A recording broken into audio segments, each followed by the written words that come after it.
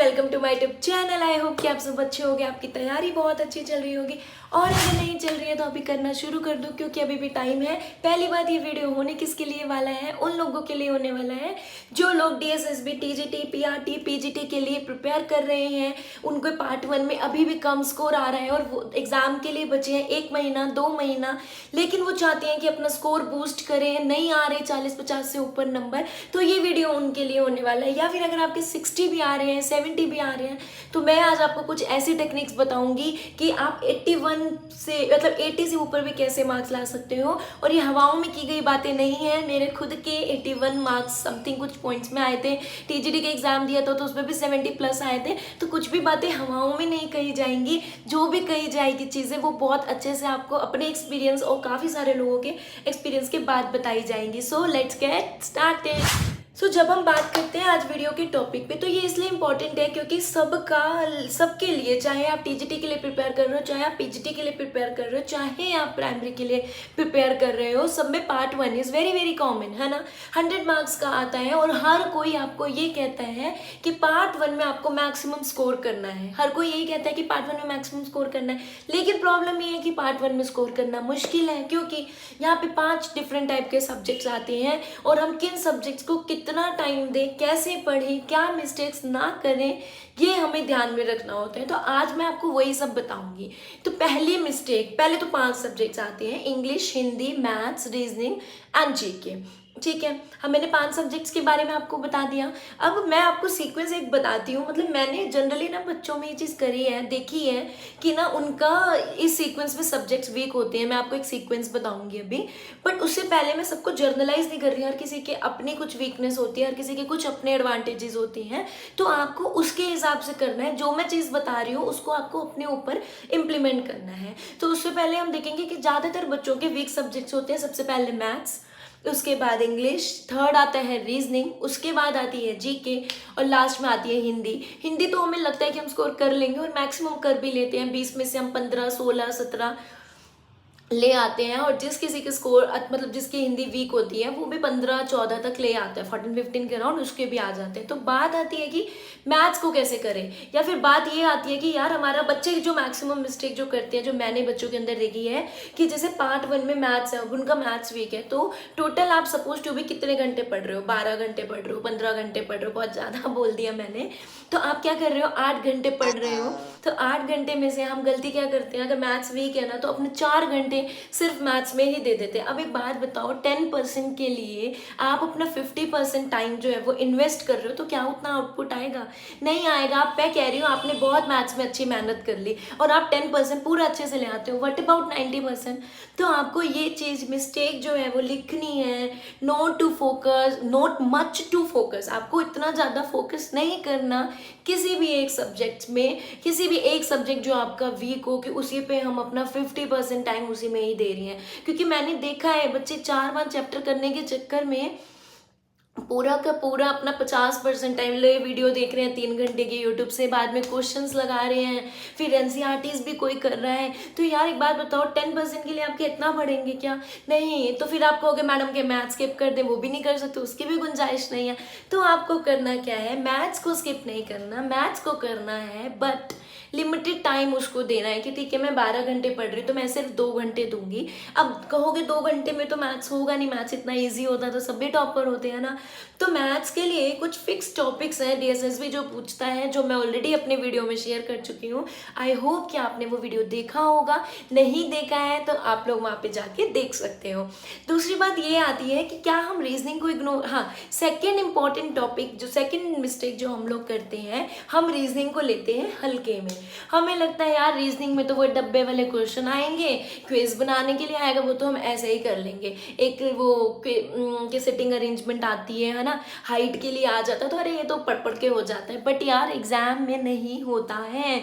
मैंने भी ये मिस्टेक एक बार कभी बहुत पहले करी थी। When I was preparing for SSC CGL, तो मैं बहुत सारे DSSB के एग्जाम्स देती थी। मुझे लगता था यार एसएससी पढ़ लिया अब तो ये तो हो ही जाएगा। When I went to the exam and I appeared, तो मुझे ये चीज़ रियलाइज़ हुई यार कि ये तो कितना टफ क्वेश्चन है, एक क्विज यहाँ पे बैठ के मुझसे नहीं हो रहा है और मैं कहती हूँ कि मैं एसएससी का प्रिपेयर कर रही हूँ। फिर मुझे लगा कि नहीं यार, वर्क करने की ज़रूरत है और किसी भी चीज़ को लीनियंट नहीं लेना चाहिए। Then I started preparing for reasoning itself. मैंने इस रीजनिंग को भी प्रिपेयर किया है और ये कोई शर्म की बात नहीं है। तो दूसरी चीज, रीजनिंग को इग्नोर मत करो, नहीं तो जोर का थप्पड़ लगाएगी आके पेपर वाले दिन हमें।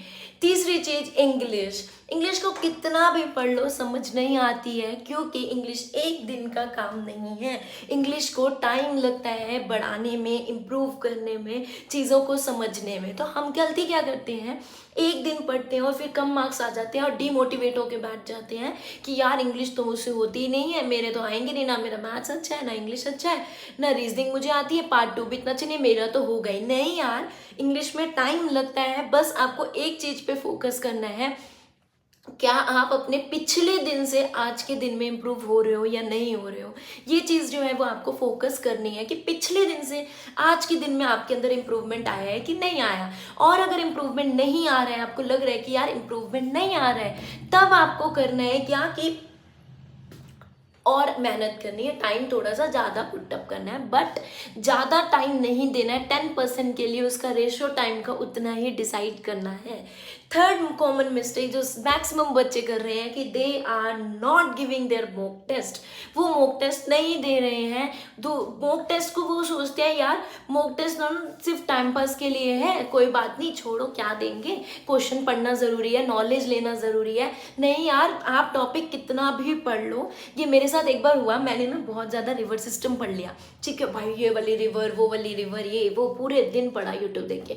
लास्ट में मैंने कहा चलो 10-20 क्वेश्चन तो देखो कैसे क्वेश्चन आते हैं। पता है एक सिंगल क्वेश्चन भी ठीक से नहीं आ रहा था मुझे। क्यों नहीं आ रहा था? क्योंकि यार मैंने क्वेश्चन की प्रैक्टिस करी नहीं, सामने से कोई क्वेश्चन आ गया तो मैंने दिया नहीं। अब बात आती है मॉक टेस्ट दे कहाँ से? बहुत सारे प्लेटफॉर्म्स हैं, olive board, text book, SSC अड्डा, हर जगह पे आपको मल्टीपल टेस्ट आपको मिल जाएंगे। लेकिन बेस्ट कौन सा रहता है? Text book. इसलिए बेस्ट लगता है मुझे क्योंकि इसमें प्रीवियस ईयर भी मिल जाता है। एक कोई पास प्रो खरीदते हैं इसके अंदर और इसके अंदर आपको पूरा प्रीवियस ईयर मिल जाता है। सेकेंड मोस्ट एडवांटेज जो इसके टेस्ट में मिलती है, आपको लाइव टेस्ट देने को मिल जाते हैं। अभी भी बहुत सारे बच्चे गलती कर रहे होंगे कि वो लाइव टेस्ट नहीं दे रहे होंगे। हर दिन, हर 3-4 दिन में यहाँ पे लाइव टेस्ट आपको मिल जाते हैं टेक्स्ट बुक में, जो कि आपको देने चाहिए। आपको वो करंट के बारे में बताते हैं कि अभी करंट में आपका कितना कंपटीशन चल रहा है, कितने लोगों से चल रहा है, कितना परसेंटाइल आ रहा है आपका। तो दैट इज मोस्ट। अगर आपने अभी भी टेक्स्ट बुक में पास प्रो नहीं खरीदा है तो अभी भी खरीद लो, टाइम है एग्जाम में, भरपूर टेस्ट देना, हर टॉपिक वाइज देना। अब टेस्ट इतना महंगा है तो कैसे ले, तो अभी कोई सेल भी चल रही है, वहाँ पे टेक्स्ट बुक की प्राइसेस भी कम है, 300 में कुछ मिल रहा है। 1 साल के लिए अनलिमिटेड टेस्ट आप दे सकते हो, चाहे प्रीवियस ईयर हो, चाहे न्यू क्वेश्चंस हो, चाहे फुल मॉक टेस्ट हो, चाहे सेक्शनल मॉक टेस्ट हो। ओके, अभी नेक्स्ट 4 मिस्टेक जो सारे बच्चे करते हैं, मॉक टेस्ट का एनालिसिस नहीं करते हैं। मान लो ये गलती मैंने भी करी थी, 1-2 अटेम्प्ट के बाद मुझे ये गलती रियलाइज हुई, मैंने टेस्ट दे दिया, मैंने अपने मार्क्स देख लिए, मैंने एनालिसिस भी किया। किस तरीके का एनालिसिस किया? अच्छा ये क्वेश्चन गलत है, ठीक है ठीक है ठीक है, ये हो गया, लेकिन मैंने कभी उसमें डिटेल में नहीं जाके देखा। अगर आप चाहते हो ये देखना कि मॉक टेस्ट का एनालिसिस कैसे करें तो आप मुझे बताना, मैं उस पर भी वीडियो बना दूंगी। 5th बिगेस्ट मिस्टेक जो आप लोग करते हो, बहुत सारे टेलीग्राम ग्रुप्स पे ज्वाइन हो जाते हो, दिन भर में देखती हूँ बच्चे डिस्कशन कर रहे हैं, एग्जाम तब होगा, अब होगा। छोड़ो ये सब, इतने टफ टफ क्वेश्चन ले आते हैं यार।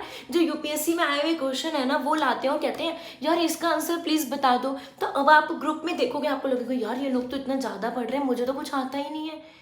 फिर आप क्या होगे, डीमोटिवेशन हो जाएगा, नेगेटिविटी आएगी और आप पढ़ना ही छोड़ दोगे। यार 5 घंटे पढ़ो, 8 घंटे पढ़ो, लेकिन वो पॉजिटिविटी के साथ पढ़ो कि यार मैंने जितना पढ़ा है, मैंने अच्छा किया है, मेरा बेस्ट है ये, इसके अलावा मैं कुछ कर भी नहीं सकती। 4 टेलीग्राम ग्रुप के 4 क्वेश्चन देख के ना आपको सब चीज़ नहीं आ जाएगी। मैं भी बीच में टेलीग्राम पे क्वेश्चंस डाल रही थी, पर मुझे एक बच्चे ने बोला कि मैम आपके वो देख के ना मुझे बड़ा डिमोटिवेशन आ रहा है। मैंने कहा यार ठीक है, आई शुड स्टॉप इट, मुझे वो स्टॉप कर देना चाहिए, ठीक है। अभी तक के लिए मैं आप लोगों से बहुत सॉरी कहना चाहती हूँ कि जब आपको मेरी ज़रूरत थी मैं उस टाइम पे लाइव नहीं आ पाई, लेकिन अभी भी बहुत टाइम है यार, 2 महीने हैं। मैं ट्राई करूँगी कि मैं अब कंटिन्यूस वीडियो बना पाऊँ। मुझे आपका बहुत सारे प्यार की ज़रूरत है। मेरी तबीयत ऑलरेडी बहुत टाइम से ख़राब चल रही है। ये मेरे आवाज़ से आपको टाइम से एहसास हो रहा होगा कि मेरे गले से आवाज़ नहीं निकल रही है। मतलब मैं जब बोल रही हूँ ना तो मुझे यहाँ पे पेन हो रहा है। मुझे कोई थ्रोट इन्फेक्शन बहुत ज़्यादा हो गया था एंड इवन पूरा मुझे कुछ रिएक्शंस हो गए थे, तो उसके कारण भी तबीयत ठीक नहीं चल रही थी एंड ये बहुत टाइम से नहीं चल रहा था। फिर मैं क्या लाइव आके क्या मतलब क्या वीडियोस बनाती आके, खुद के गले से आवाज़ नहीं निकल रही, खुद इतना डिमोटिवेटेड थी, लग रहा था कि यार कैसे होगा। तो बाकी अगर आपकी लाइफ में अभी क्या अपडेट चल रहा है, आप लोग कैसे हो, कैसी तबीयत है आप लोगों की, और आपकी पढ़ाई कैसे चल रही है, क्या आप लोग मॉक टेस्ट दे रहे हो नहीं दे रहे हो, मुझे ये अब कमेंट में 100% अटेंडेंस के साथ चाहिए। अभी फिर से लिंक करते हैं, ट्रैक करते हैं और बैक टू बैक वीडियोस बनाऊंगी। नए नए टॉपिक्स हैं, बहुत इंटरेस्टिंग चीज़ें हैं। पार्ट 1 को मैं टारगेट करूंगी, पार्ट 2 में भी मैं आपको डिटेल्स में बताऊंगी क्या बुक्स पढ़े, कहाँ से पढ़े, कितना पढ़े, और हुआ तो मैं लाइव आने का भी ट्राई करूंगी। सो बाकी आप मेरे को वीडियो पे प्यार बना के रखना, कमेंट्स करते रहना, वीडियो को लाइक कर देना, चैनल को सब्सक्राइब कर देना और अपने फ्रेंड्स के साथ शेयर कर देना, because sharing is caring always. हमेशा शेयर करने से ही हम लाइफ में आगे ग्रो करते हैं। Bye bye.